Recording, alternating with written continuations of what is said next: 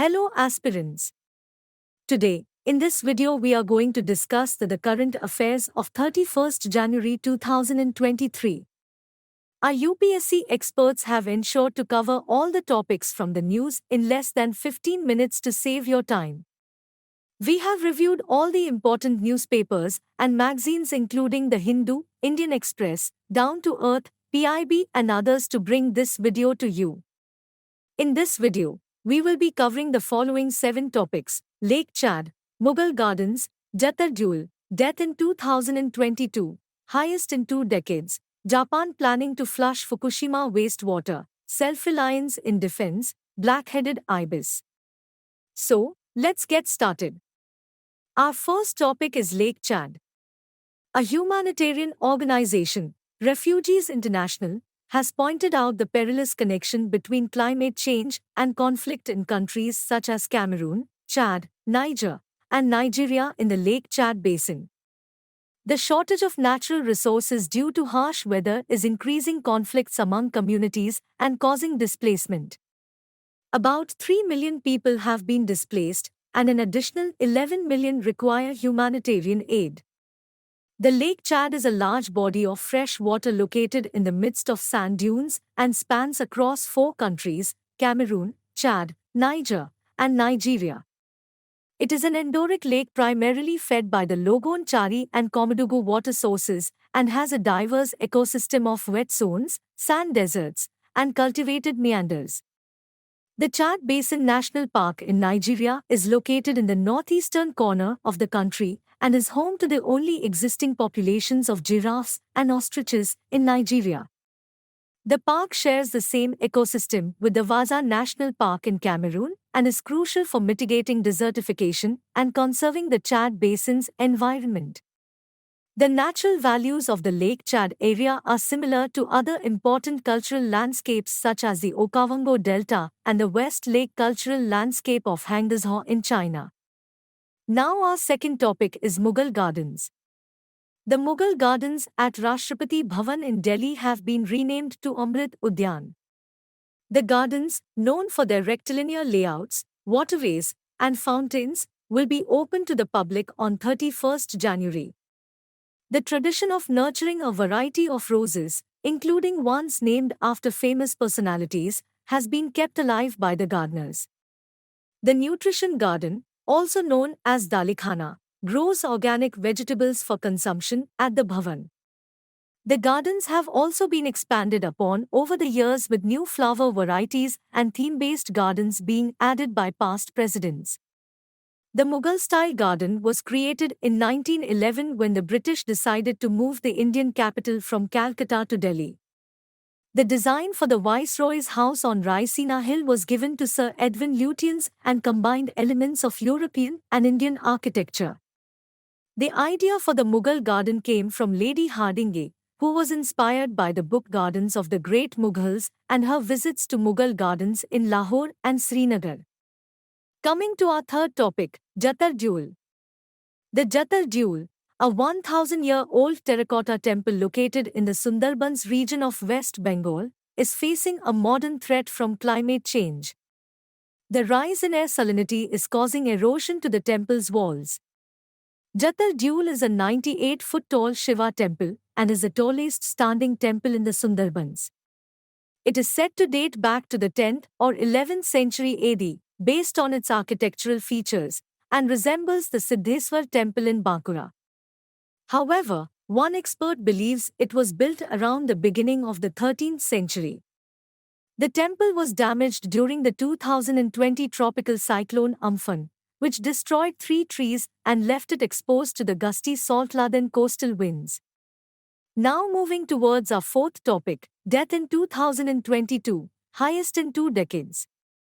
The death penalty in India. Annual statistics report by Project 39, a criminal law advocacy group at the National Law University, Delhi, reveals that 165 people were sentenced to death by trial courts in 2022. 539 prisoners were on death row at the end of the year, the highest since 2016, with the highest number being in the states of Uttar Pradesh, Gujarat, Jharkhand, Maharashtra, and Madhya Pradesh.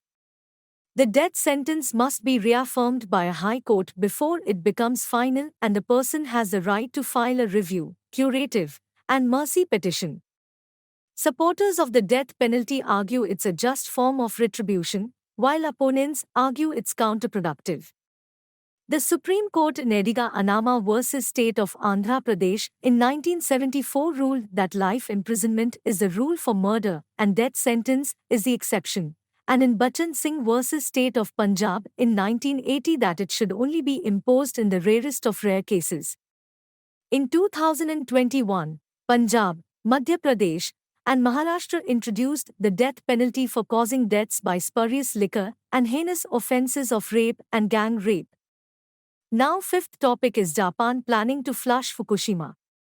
Japan is planning to release 1.25 million tons of wastewater from its Fukushima nuclear power plant into the Pacific Ocean as part of a decommissioning project. However, this move has been met with skepticism due to its potential impact on the ocean, marine life, and nearby countries.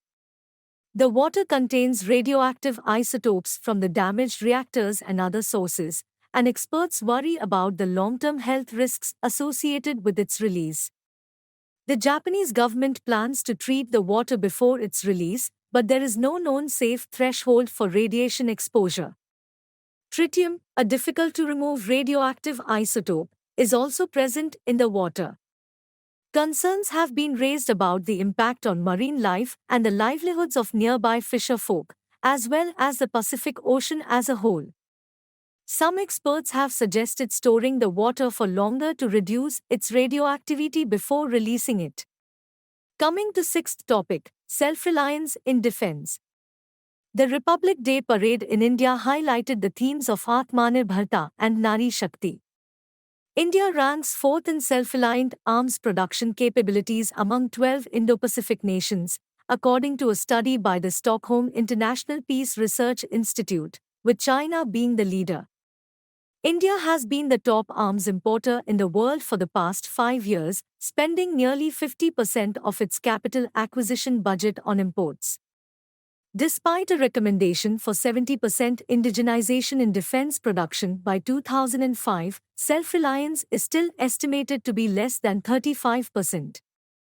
90% of domestic defense manufacturing is done by public sector DPSUs and OFFs, with private participation only being allowed since 2001.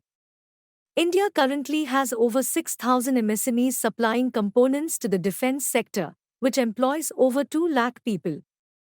The government aims to achieve 70% indigenization by 2027, which presents a huge opportunity for DPSUs, foreign manufacturers, and Indian private players.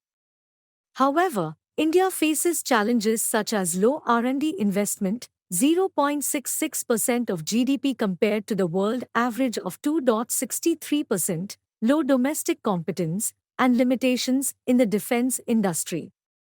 India has launched IDX to achieve self-reliance and foster innovation in defense and aerospace by engaging industries including MSMEs and startups. Our last topic is black-headed ibis. According to a 9-year study, the Mangalore University campus is home to 3 near-threatened bird species listed by the IUCN.